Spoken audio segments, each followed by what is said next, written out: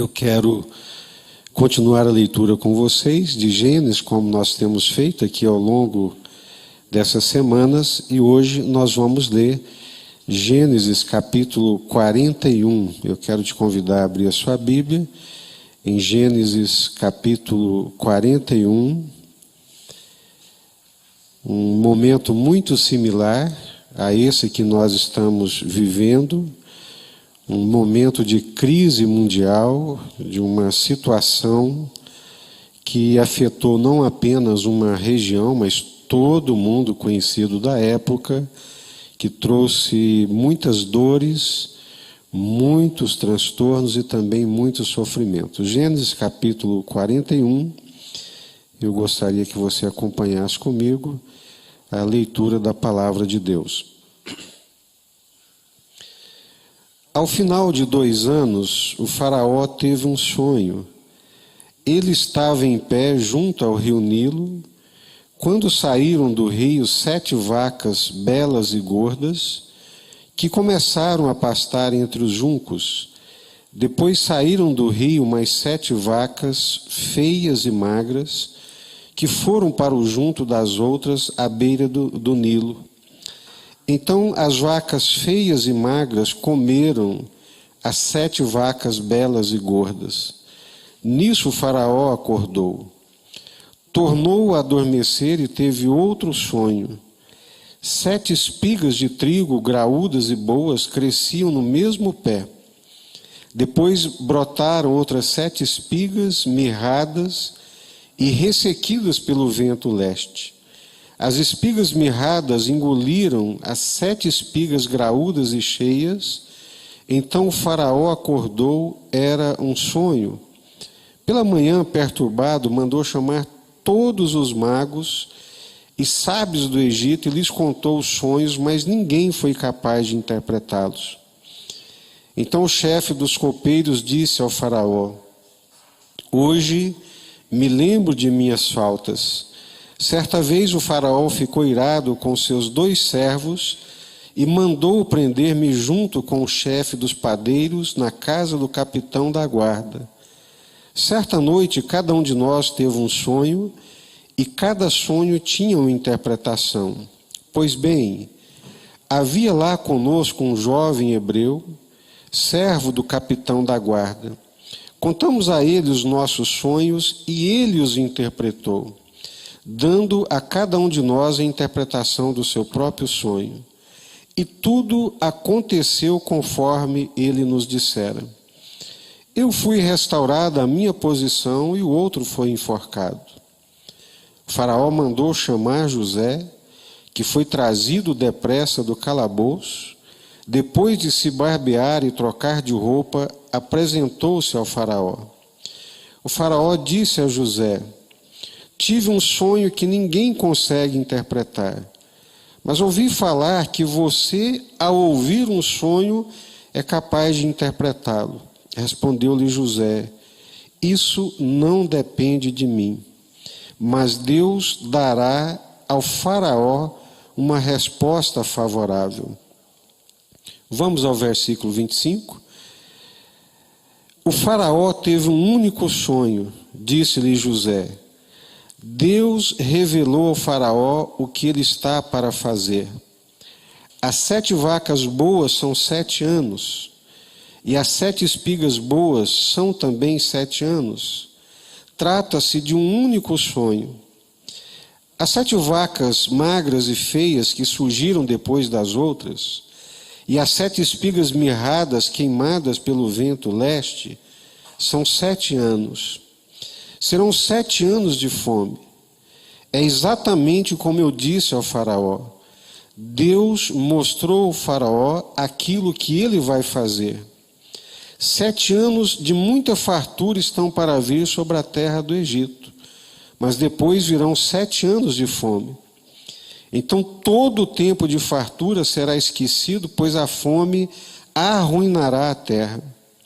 A fome que virá depois será tão rigorosa que o tempo de fartura não será mais lembrado na terra. O sonho veio ao faraó 2 vezes, porque a questão já foi decidida por Deus, que se apressa em realizá-la. Versículo 37. O plano pareceu bom ao faraó e a todos os seus conselheiros. Por isso o faraó lhes perguntou: será que vamos achar alguém como este homem, em quem está o Espírito Divino? Disse, pois, o faraó a José: uma vez que Deus lhe revelou todas essas coisas, não há ninguém tão criterioso e sábio como você. Você terá o comando de meu palácio, e todo o meu povo se sujeitará às suas ordens. Somente em relação ao trono serei maior do que você. E o faraó prosseguiu: entrego a você agora o comando de toda a terra do Egito. Em seguida o faraó tirou do dedo o seu anel de selar e o colocou no dedo de José. Mandou vestir linho fino e colocou uma corrente de ouro em seu pescoço. Também o fez subir em uma segunda carruagem real, e à frente os arautos iam gritando: abram caminho. Assim José foi colocado no comando de toda a terra do Egito. Versículo 50. Antes dos anos de fome, Azenate, filha de Potífera, sacerdote de On, deu a José 2 filhos. Ao primeiro José deu o nome de Manassés, dizendo: Deus me fez esquecer todo o meu sofrimento e toda a casa de meu pai. Ao segundo filho o chamou Efraim, dizendo: Deus me fez prosperar na terra do meu sofrimento. Assim chegaram ao fim os 7 anos de fartura no Egito, e começaram os 7 anos de fome, como José tinha predito. Houve fome em todas as terras, mas em todo o Egito havia alimento. Quando todo o Egito começou a sofrer com a fome, o povo clamou ao faraó por comida, e este respondeu aos egípcios: dirijam-se a José e façam o que ele vos disser.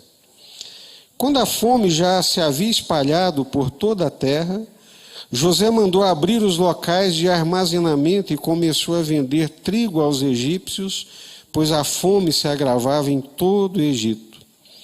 E de toda a terra vinha gente ao Egito para comprar o trigo de José, porquanto a fome se agravava em toda parte. Uma tragédia mundial, inesperada, que alcança a todo mundo conhecido daquela época. Uma fome terrível que trouxe miséria, sofrimento, destruição e morte. Esse é o relato dessa narrativa, desse texto que nós acabamos de ler nesse momento. Eu quero te convidar a orar juntamente comigo, pedindo a Deus que tenha misericórdia de nós, que fale ao nosso coração e que nos dê entendimento da sua palavra.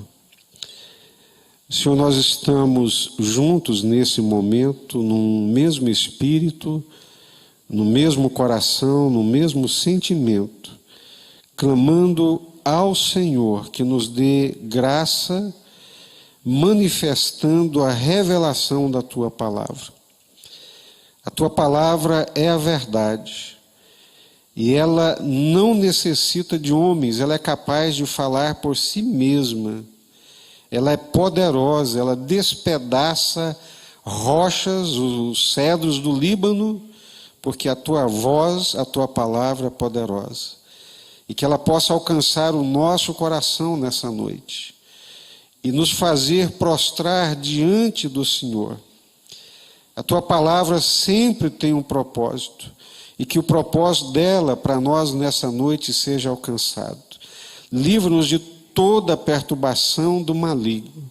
Nós não desconhecemos as obras de Satanás, que vêm para roubar, para impedir a compreensão da tua palavra.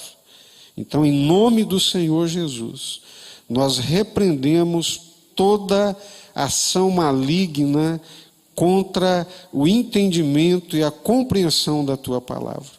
Dá-nos corações abertos, ouvidos atentos, ó Deus, em nossos lares, na nossa casa, nesse momento para ouvirmos a palavra do Senhor. É a nossa súplica em nome do Senhor Jesus. Amém. Fomes, terremotos, guerras, pestilências, pandemias, invasões, domínio, opressão, sempre estiveram presentes na história da humanidade. O que nós estamos vivendo hoje, nos dias atuais, nesse dia de hoje, com essa pandemia que se espalha pelo mundo todo, não é uma novidade. A própria palavra de Deus, em vários momentos, vai nos apontar situações terríveis vivenciadas sobre a face da terra. A terra, depois que o homem se apartou de Deus e resolveu ser o capitão da sua própria alma e o senhor do seu próprio destino, a própria terra, muitas vezes tentou vomitar os seus habitantes, por causa da rebelião do ser humano, por causa do seu distanciamento e do seu afastamento de Deus. Essas coisas sempre estiveram presentes na história da humanidade. Nós estamos diante de um texto que nos aponta para uma tragédia, uma fome mundial, naquela época de José, da sua família, sem precedentes. E não foi a primeira na história da humanidade. Em muitos outros momentos ao longo da história humana, nós encontramos momentos de fome mundial. Nos dias de Paulo, houve uma fome terrível na Judéia. Ágabo profetizou essa fome que aconteceu nos dias do imperador Cláudio. E Paulo arregimentou ofertas em várias outras partes do mundo para socorrer aquele povo da Judéia. Houve fome provocadas por intempéries climáticas. Houve fomes provocadas por causa de cercos e da maldade humana. Como lhes disse, reitero, essas situações, elas sempre estiveram presentes na história da humanidade, desde que aquela ordem estabelecida por Deus, ela foi quebrada. A ordem estabelecida por Deus, quando ela foi quebrada no jardim do Éden, aquela ordem de paz, de harmonia, de alegria, ela foi quebrada. O homem distanciado de Deus, ele passa ao longo da sua história por vários momentos terríveis, e nós estamos, repito, vivendo um momento como esse. Mas ao final retorno aos dias atuais, mas vamos pensar um pouco aqui no que está acontecendo a partir dessa narrativa.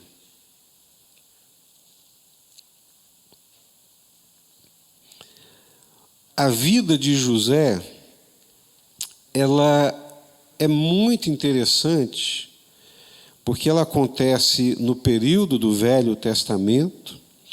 José é parte dos patriarcas. Deus está formando a nação de Israel a partir dessa família, a partir desses patriarcas. E nós dizemos, a partir da teologia, da hermenêutica, que José é um tipo do Senhor Jesus, que ele aponta para a pessoa do Senhor Jesus. Jesus e José têm trajetórias muito semelhantes. José foi traído pelos seus irmãos, assim como o Senhor Jesus foi traído. José foi vendido por uma porção de moedas, assim como o Senhor Jesus também foi vendido. José viveu como um servo na terra do Egito, assim como o Senhor Jesus também veio e viveu como um servo, ele não viveu como um senhor. José foi humilhado injustamente, sofreu uma humilhação ao ser traído, ao ser vendido e ao passar por um juízo enganoso, perverso, que o coloca numa situação de extrema dificuldade. Mas depois, Deus o exalta sobremaneira. Todos esses eventos que acontecem na história de José o tornam um tipo que aponta para o Senhor Jesus, o Filho de Deus, o Messias de Deus. E assim como José é a resposta de Deus para aquele tempo, para aquela época, Jesus é a resposta de Deus para esse tempo, para essa época. Assim como o mundo entrou numa situação deplorável de dor, de morte, de destruição, e José foi o instrumento de Deus para trazer vida, para trazer alimento, para trazer a esperança.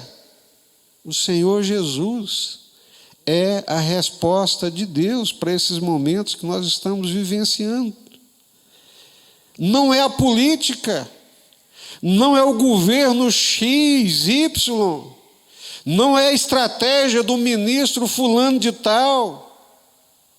Porque se essa pandemia passa, daqui a pouco vem fome, daqui a pouco vem terremoto, daqui a pouco vem outras crises mundiais.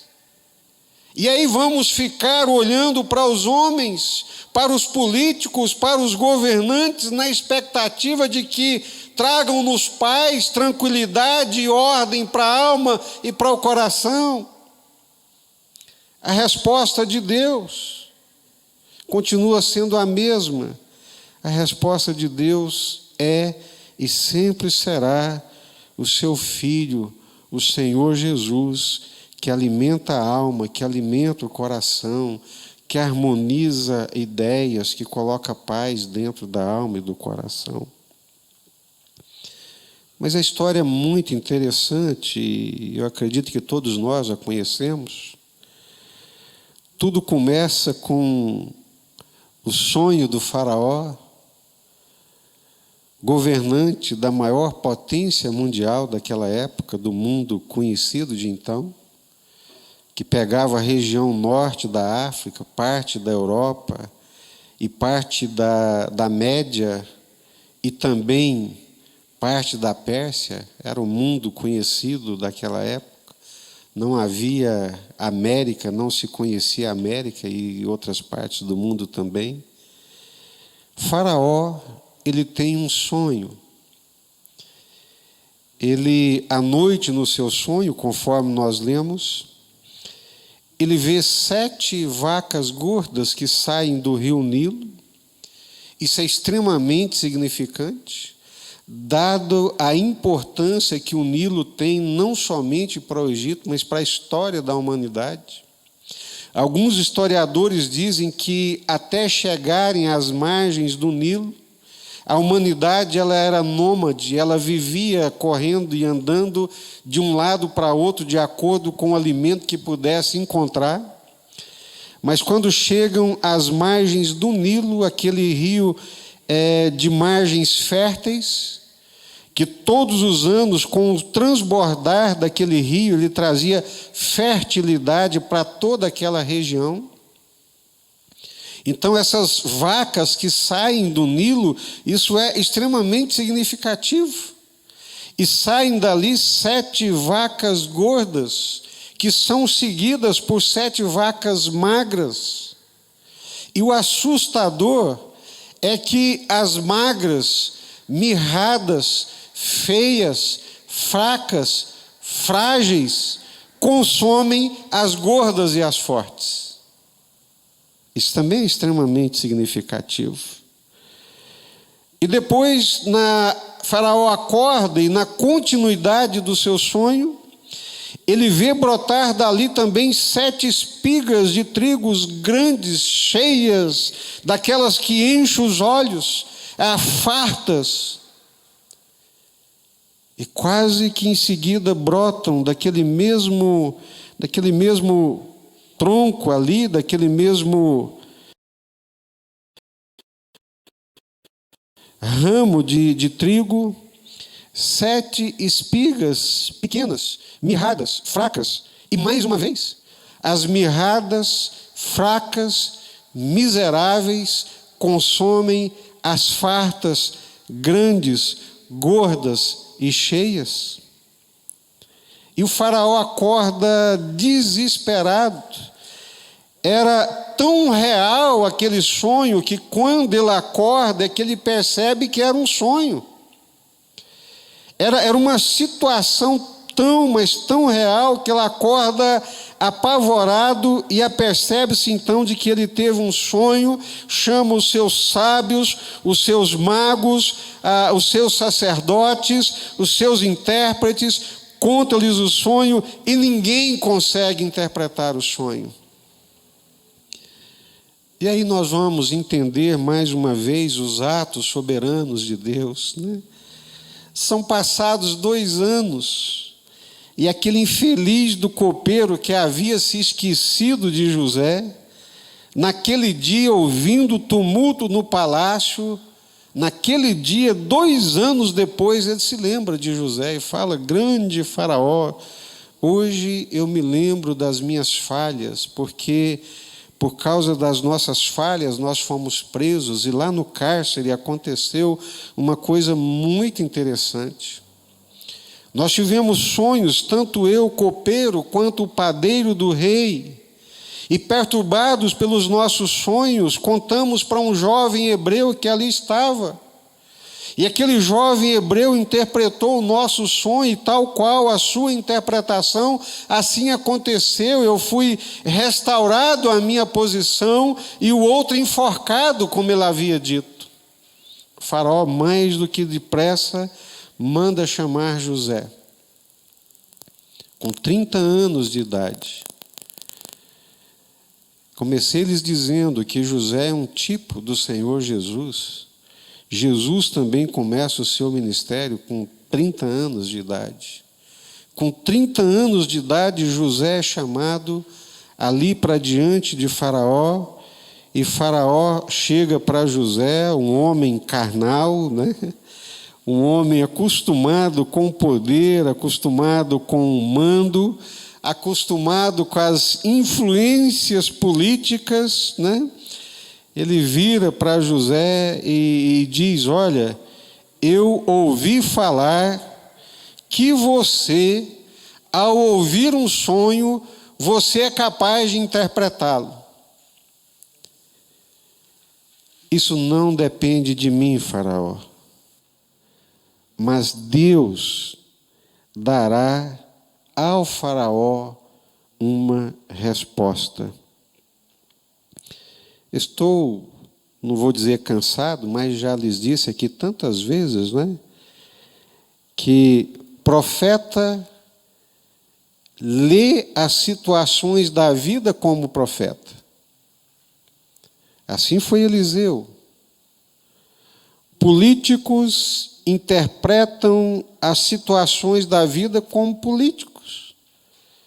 Nas relações de poder, nos seus projetos pessoais de poder, nas suas construções pessoais de poder, assim como Naamã, assim como o Faraó, que está interessado não no plano de Deus, que não sabe quem é Deus, que não lhe importa o que pensa Deus, ele está interessado em resolver o seu problema para a sua manutenção no poder.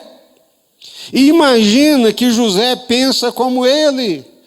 Pensa que José usa Deus como um instrumento de empoderamento pessoal. Eu fiquei sabendo, José, que você, meu amigo, é um cara poderoso, você é um cara carismático, capaz de interpretar sonhos. Quando lhe contam um sonho, você interpreta, José. É por isso que você está aqui, meu amigo. Por causa dessa sua capacidade. E José, como todo homem de Deus, como todo profeta de Deus, coloca o pescoço em risco e diz: não, Faraó, não sou eu, é Deus. Não está em mim, está no Senhor. É cansativo, irmãos, viver em dias quando Deus é instrumentalizado, quando Deus é usado como instrumento de projetos pequenos, de homens pequenos, que não enxergam a grandeza de Deus e não se importam com a glória de Deus. Mas profeta de Deus, homem de Deus, a primeira coisa que ele vê, a primeira coisa que o preocupa e que lhe interessa é a glória de Deus, é manifestar a grandeza de Deus. José, vindo do cárcere de sofrimentos e de humilhações, não se aproveita do momento para fazer um projeto pessoal de poder e de crescimento pessoal. Muito pelo contrário, ele diz: Faraó, não vamos misturar as coisas porque não dá certo. Se disser essas coisas para você a meu respeito, te iludiram. Aqui não tem um homem grande, com grandes poderes. Aqui tem um servo de Deus. E quem é capaz de revelar essas coisas, e se quiser vai revelá-las a Faraó, é Deus. Deus tem esse poder e Deus vai dar uma resposta para Faraó. Glória a Deus, que Deus levante nessa nação e nesse tempo homens, profetas de Deus, homens comprometidos com Deus e não homens que querem subir nas costas de Deus por seus pequenos, terrenos, projetos de poder e de crescimento pessoal. José esperava que, se ele fosse exaltado e engrandecido, não fosse por usar a Deus o seu nome e trair a sua glória, mas fosse por uma ação soberana do Deus a quem ele amava e servia de todo o coração. Isso me enche o coração.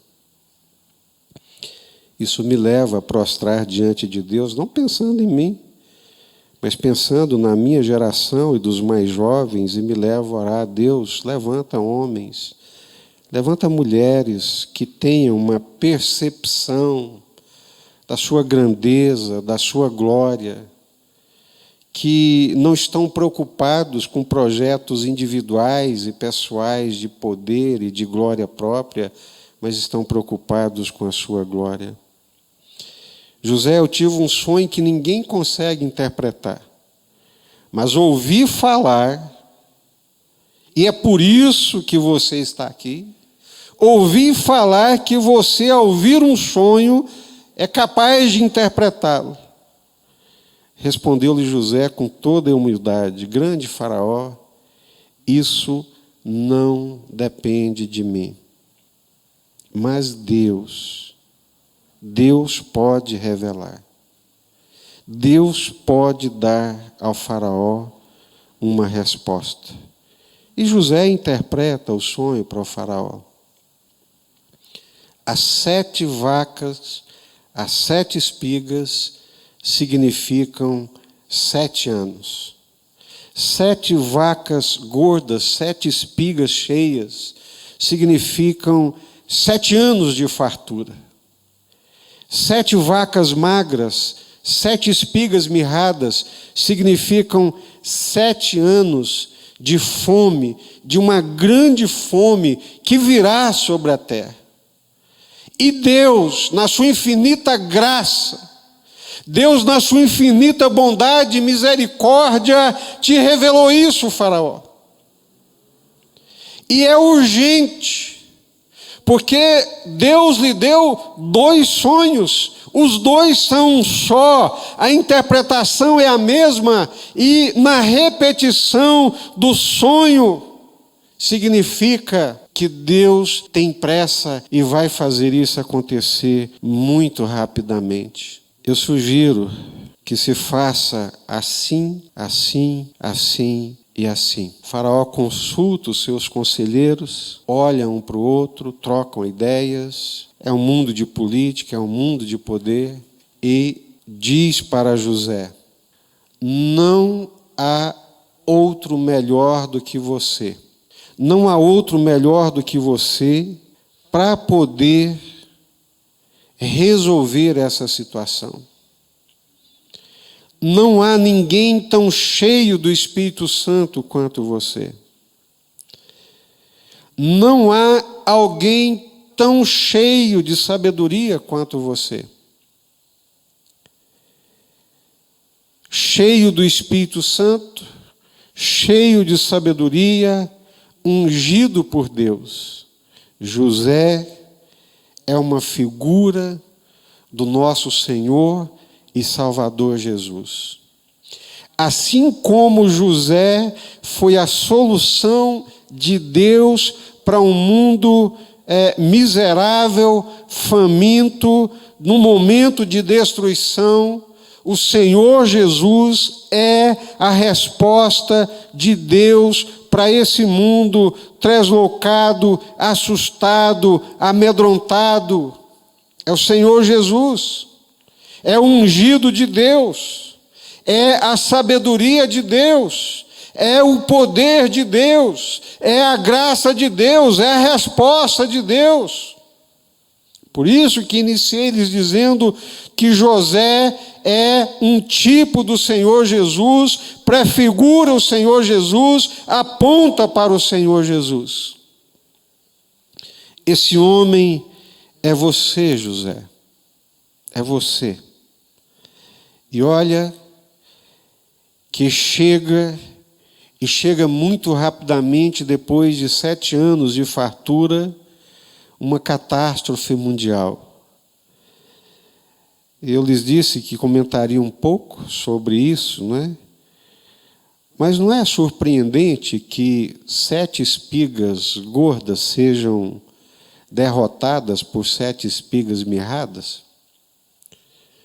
Não tem aí uma sabedoria da parte de Deus para o nosso entendimento de que 7 vacas gordas e fortes sejam comidas, dominadas, aniquiladas por 7 vacas magras?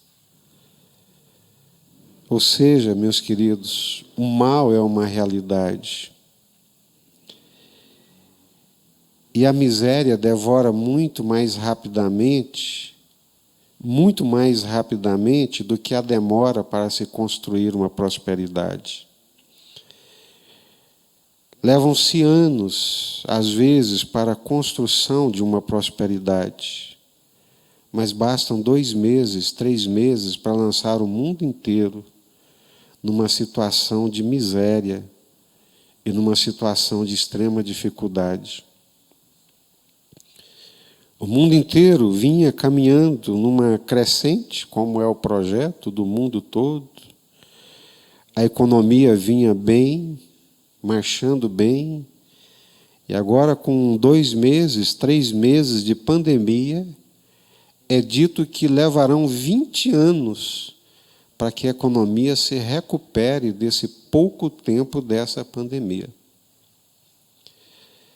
Não é interessante o fato de que num elevador, se tiver 7 pessoas saudáveis e uma contaminada, uma só contamina todos os 7 saudáveis?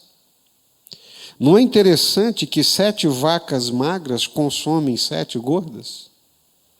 Não é interessante que 7 espigas mirradas consomem 7 cheias? Num ditado popular, me parece que ladeira abaixo, na miséria, na destruição, no empobrecimento, tudo acontece de uma forma muito ligeira e muito rápida. 7 anos de fome, consegue imaginar o que é isso? Uma semana de fome já seria terrível a nível mundial. 2 semanas já seria terrível.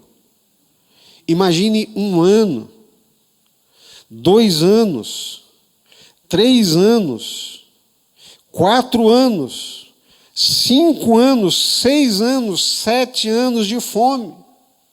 Jacó com a sua família empobreceu. Muitas pessoas morreram. Muitas pessoas perderam as suas vidas porque não tinham o que comer, não tinham o que colocar na boquinha dos seus filhos, na boca das suas crianças. Não havia trigo, não havia pão, não havia o que comer. Por isso perderam os seus bens. Se continuássemos a leitura da narrativa, no capítulo seguinte é dito que os egípcios comeram o que tinham e depois, quando não tinham mais nada, tiveram que dar os seus animais, perderam os seus animais, depois perderam as suas terras, perderam as suas propriedades, transformaram-se num bando de miseráveis.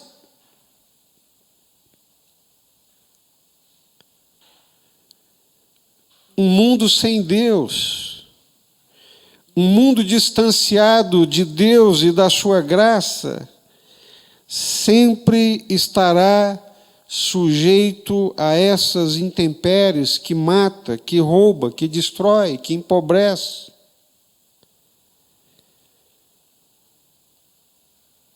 Mas eu quero lembrar-lhes o que significou José naquele tempo e naquela época, e a partir dele apontar para aquele que é a resposta de Deus. O povo está em fome, José lhes dá pão. José se transforma na porta de salvação para toda a humanidade naquele tempo e naquela época. Ele alimenta não só o Egito, mas o mundo inteiro. Aleluia. Glória a Deus. Como Deus é capaz de fazer essas coisas? É capaz de irromper contra uma maré de destruição? Como Deus é capaz de irromper e vencer uma onda de peste, de fome, de morte e de destruição? E Deus faz isso através de José. Eu quero mais uma vez dizer, José, na melhor interpretação da Bíblia, prefigura o Senhor Jesus Cristo. José aponta para aquele que viria, que seria, assim como ele, naquele momento, a resposta de Deus para a fome de toda a humanidade. Jesus é a resposta de Deus. Jesus é aquele que é traído, que é humilhado, que é vendido, que é injustiçado, mas que numa palavra de Deus é exaltado e se transforma por vontade de Deus, por decisão de Deus, na resposta de Deus para a salvação de toda a humanidade. Quem diria que José, aquele menino traído, vendido, humilhado, injustiçado, lançado no cárcere, de uma hora para outra se transformaria na resposta para a salvação de toda a humanidade do seu tempo? Porque Deus faz essas coisas. Porque Deus escolheu José.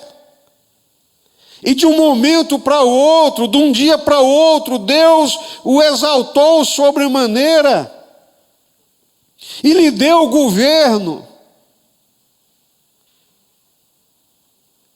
Como diz João no Apocalipse, pelo amor de Deus, quem tem ouvidos ouça, quem tem olhos enxergue. Nós estamos lendo a história de José, de um mundo em crise, de um mundo perdido, de um mundo debaixo de uma situação terrível, e Deus apresenta José naquele momento como a solução, apontando para Jesus, que é a solução para toda a humanidade. Querendo ou não, aceitando ou não, Deus o exaltou. Deus lhe deu o governo, Deus lhe deu a autoridade, Deus lhe deu um nome que está acima de todo nome. Olha as figuras que são usadas aqui. O Faraó pega o seu anel de selar, o seu selo de autoridade, e coloca na mão de José. A autoridade está contigo, José, o governo é seu, meu amigo. Assim Deus fez com o Senhor Jesus. Lhe deu um nome que está acima de todo nome. Lhe deu uma autoridade que está acima de toda autoridade. E assim como o Faraó colocou José numa carruagem e fez ele andar por todo o Egito e as pessoas se curvando, a palavra de Deus diz que por causa de Deus e da vontade de Deus, todo joelho se dobrará diante do Senhor Jesus. Deus tem uma resposta. Deus nunca deixou essa humanidade rebelde, miserável, sem uma resposta. A resposta, a solução, ela vem de Deus. E a solução para hoje, para esse momento que nós vivemos, ela continua sendo a mesma. É o Senhor Jesus. Por meio dele, nós encontramos paz. Por meio dele, nós encontramos alegria. Por meio dele, nós somos fartos. Por meio dele, nós somos alimentados. Deus nos alimenta. Deus nos salva. Deus nos livra. Por meio do Senhor Jesus, assim como livrou a humanidade naquele tempo por meio de José. Vamos orar. Senhor, a terra, o mundo dos homens, teve a sua ordem quebrada. É como se ela tivesse saído fora dos eixos, desde o momento que o homem resolveu virar as costas para o Senhor. E distante do Senhor, o que esse homem tem conhecido são lutas, adversidades, mas insistentemente e de uma forma rebelde, essa humanidade resiste a se curvar diante do Senhor. Mas nos momentos atrozes de fome, de terremotos, de guerras, de opressões desesperadoras, de pandemias, nós olhamos para o Senhor. Faraó, como os governantes, eles olham para o poder, para a ciência, para a política, para o Estado, em busca de soluções. Mas quem dá a solução é o Senhor. E a solução do Senhor está em Jesus Cristo. Quem tem Jesus tem tudo. Quem não tem, não tem nada. Quem tem Jesus tem vida. E como nós ouvimos aqui na abertura desse culto, vida com abundância, vida que transborda, vida de graça, vida em estado de graça. Uma alegria que transcende, que é sobrenatural. Por isso eu te peço, tenha misericórdia de nós, Senhor. Ilumina os nossos olhos, ilumina o nosso entendimento, para entendermos que a resposta e a solução não vem do faraó, não vem do poder terreno constituído, porque de uma fome outra virá, de uma pandemia outra surgirá. Se não é fome, é pandemia. Se não é pandemia, é terremoto, é maremoto, é tsunami. Até nós entendermos que todas as coisas são do Senhor, procedem do Senhor e para a glória do Senhor. Em nome do Senhor Jesus, Pai. Amém.